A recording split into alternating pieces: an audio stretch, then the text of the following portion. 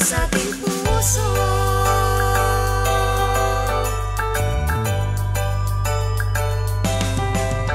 Maligayang Pasko, isigaw sa mundo, dahil sa atin ay ibinigay si Kristo. May pag-asa tayo, buhay ay nagbago, maligaya ang ating Pasko.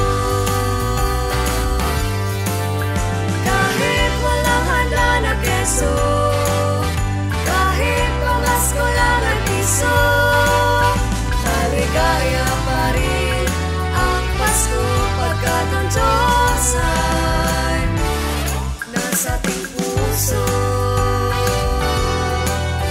Maligaya pa rin ang Pasko, pagkat ang Diyos ay nasa ating puso.